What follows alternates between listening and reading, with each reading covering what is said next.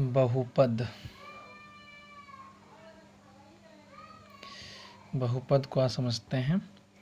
बहुपद नाम से इसका अर्थ होता है कि बहुत से पद, किंतु ऐसा होता नहीं है, क्योंकि 5 ये भी एक बहुपद है, 7x ये भी बहुपद है, 9x प्लस 2 ये भी बहुपद है, और 9x square plus 7x plus 2 कर दें तो ये भी बहुपद। इसलिए इसका नाम जो होता है उसके आधार पर उसकी परिभाषा नहीं देते हैं। बहुपद में एक पद हो सकता है, दो भी पद हो सकते हैं और अनेक भी पद हो सकते हैं। तो बहुपद की परिभाषा को समझने का प्रयास करते हैं। बहुपद की परिभाषा, बहुपद की परिभाषा, इसकी परिभाषा को व्यक्त करने के लिए px बराबर a silent plus a1x plus a2x square plus a3x cube plus that that plus an(x power n). इसमें जो p है वो बहुपद संकेतांक है, और जो x है वो एक चर राशि है, और जो a जो कि यहाँ पर a silent comma a1 comma a2 comma a3 जो है वो वास्तविक संख्याएं होती हैं। वास्तविक संख्याएं ऋणात्मक हो सकती हैं, अपरिमेय हो सकती हैं, भिन्न के रूप में हो सकती हैं। अर्थात इस जो पद हैं वो आपके यहाँ पर हो सकती हैं अपरिमेय हो सकती हैं, भिन्न भी हो सकती हैं, दशमलव भी हो सकती हैं, दशमलव भी हो सकती हैं, और ऋणात्मक भी हो सकती हैं। किंतु जो चर राशि है, अर्थात जो चर राशि होती है वो उसकी पावर जो होती है, इसकी घात, चर की जो घात है वो सदैव पूर्ण संख्या में होनी चाहिए, पूर्ण संख्या में होनी चाहिए, केवल पूर्ण संख्या में। अब पूर्ण संख्याओं में 0, 1, 2, 3 डैट इन्फिनिटी आती हैं। नहीं होनी चाहिए, ये होनी चाहिए, ये नहीं होनी चाहिए। कौन कौन सी नहीं होनी चाहिए? दशमलव नहीं होनी चाहिए, भिन्न नहीं होनी चाहिए, अपरिमेय नहीं होनी चाहिए, ऋणात्मक नहीं होनी चाहिए। कहने का मतलब है वास्तविक संख्याएं ऋणात्मक हो सकती हैं, अपरिमेय हो सकती हैं, भिन्न हो सकती हैं, दशमलव हो सकती हैं, किंतु इसकी चर की घात कभी भी दशमलव में, भिन्न में और अपरिमेय और ऋणात्मक में नहीं होनी चाहिए। केवल पूर्ण संख्या होनी चाहिए, यानी 0, 1, 2, 3 के रूप में घात की पावर होनी चाहिए। जैसे एग्जाम्पल में देखें तो ले सकते हैं 5a³ -2u² -4u + 1 ये बहुपद है।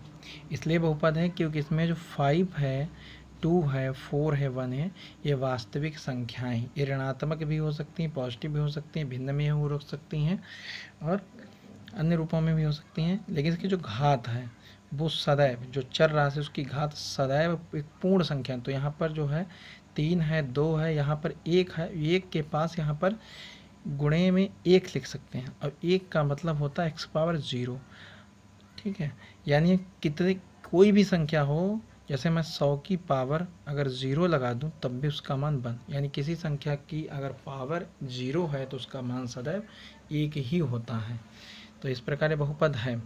दूसरा हम लिख सकते हैं 3/4x³ -4/3x² + 2x - 6 ये भी बहुपद है, क्योंकि ये परिमेय संख्या है, ये परिमेय संख्या है, ये आपकी 2 संख्या ये भी हैं, लेकिन यहाँ पर जो घात है वो 3 है, यहाँ 2 है, यहाँ 1 है, यहाँ पर x⁻0 है। क्यों 0 है? क्योंकि यहाँ पर 1 हो सकता है, 1 की जगह पर x⁻0 लिख सकते हैं, तो बहुपद है।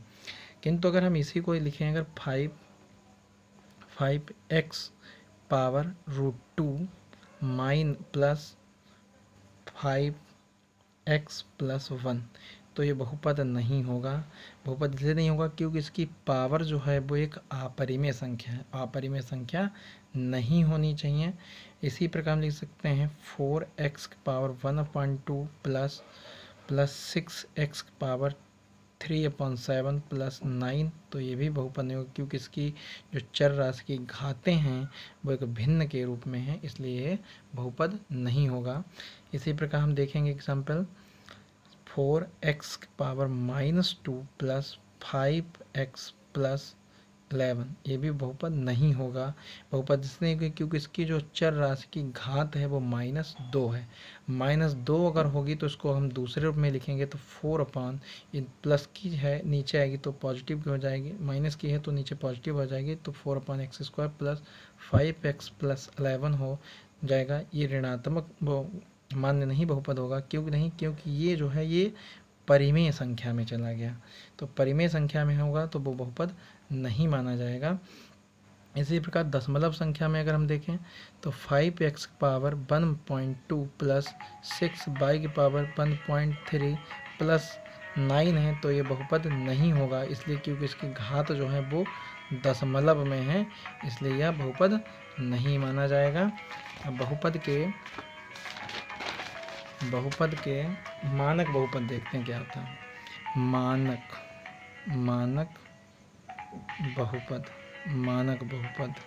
मानक बहुपद उसे कहते हैं जो आरोही अवरोही क्रम में लिखे जाते हैं, उन्हें मानक बहुपद कहा जाता है। वे बहुपद जो आरोही या अवरोही क्रम में होते हैं, जो बहुपद आरोही अवरोही क्रम में होते हैं उन्हें मानक बहुपद कहते हैं। जैसे 4 एग्जाम्पल है 4x³ - 6x² प्लस 2x+3, तो यह जो है अवरोही में है, अवरोही क्रम में कैसे पहचाने कि जब घात चर राशि की घात घटते क्रम में हो तो उसे अवरोही क्रम, यहाँ 1 है, यहाँ पर x⁻0 है, तो इसे हम कहेंगे अवरोही क्रम। इसी प्रकार दूसरा अगर हम देखें तो 2 - 3y प्लस 6y² - 2y⁴, तो ये जो है आरोही क्रम कहा जाएगा। तो आरोही क्रम में क्या हुआ है, यहाँ पर 2 है तो 2 यहाँ इसको लिख सकते हैं 2x⁻0, क्योंकि x⁻0 का मान 1 होता है, और चाहे 1000⁻0 लिख दें उसका मान 1 भी होगा, और चाहे कितना भी हो, चाहे 10⁻0 उसका मान भी 1 ही होगा। तो इसका 1 ही मतलब 2 ही रहेगा, तो 2x⁻0 - 2 - 3y, तो यहाँ 0 है, यहाँ पर 1 है, यहाँ 2 है, थे ये बढ़ते क्रम में। तो बढ़ते हुए क्रम में जो लिखा जाता है उसे आरोही क्रम कहते हैं, और जो घटते क्रम में होता है उसे अवरोही क्रम। तो ये मानक बहुपद के हैं। यदि मैं इसको ये इस तरीके लिख दूँ कि 5u³ - 4u प्लस 1 -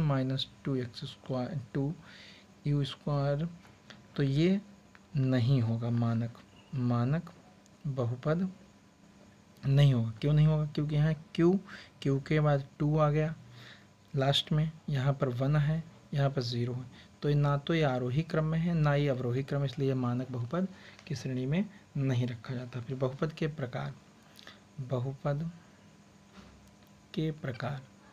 बहुपद के प्रकार दो प्रकार के होते हैं, दो आधारों पर होते हैं। एक होता है पद के आधार पर, एक होता है घात के आधार पर।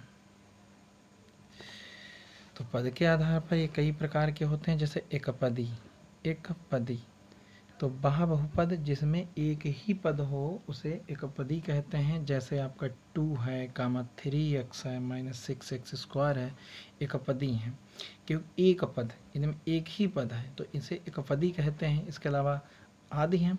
इसी प्रकार 2 कैसे है, क्योंकि 2 यहाँ पर है तो 2 को हम लिख सकते हैं 2 × 1, और 1 का मतलब हो गया 2x⁻0, इसलिए यह भी बहुपद है। यहाँ तक कि 1/2 लिख दें वो भी माना जाएगा। जैसे 1/2 लिखा तो इसको हम लिख सकते हैं 1/2 × 1, और इसको लिख सकते हैं 1/2 x⁻0, तो ये भी एक पदी ही गिना जाएगा।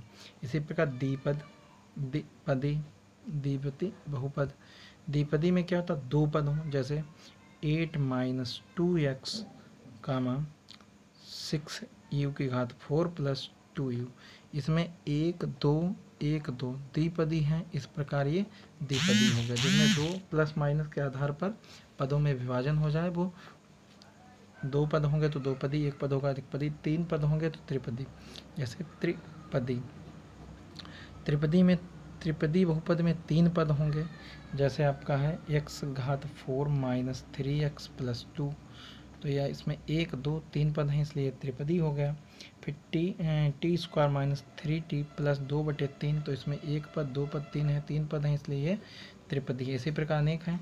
शून्य बहुपद में सभी जो चर के गुणांक होते हैं वो सदैव शून्य होते हैं। जैसे शून्य पद है, शून्य बहुपद में 0x² प्लस 0x प्लस 0, तो इसमें जो शून्य है इसे शून्य बहुपद कहा जाता है। और जो x² है, इसके x² का गुणांक अगर कहा जाए तो 0 होगा। x का गुणांक क्या होगा? 0। अर्थात जो चर के पास की संख्या होती है वो उस चर का गुणांक कहलाती है। फिर घात के आधार पर ये जो होते हैं, इसी प्रकार घात के आधार पर ये होते हैं। तो पहला होता है रेखी बहुपद। तो रेखी बहुपद में क्या होता है? एक घात, अर्थात बहुपद की केवल एक घात होने पर रेखी बहुपद होता है। जैसे 2x प्लस 1, तो इसमें अधिकतम घात एक है, इसलिए एक रेखी बहुपद कहा जाएगा। जिसकी घात एक हो उसे रेखी बहुपद। द्विघात बहुपद किसे कहते हैं? तो द्विघात बहुपद में जिसकी घात दो अधिकतम हो उसे द्विघात कहते हैं। द्विघात में जैसे 2x² प्लस 7x प्लस 11 लिख रहे हैं, तो इसमें घात अधिकतम दो हो गई, तो ये द्विघात हो गया। त्रिघाती में तीन घात होंगी। त्रिघाती बहुपद में तीन घात, जैसे x³ plus x² plus 11x plus 7, तो ये जो है त्रिघाती बहुपद हो जाएगा। त्रिघाती बहुपद। और इसी प्रकार अनेक बहुपद हम बना सकते हैं। अब आते हैं हम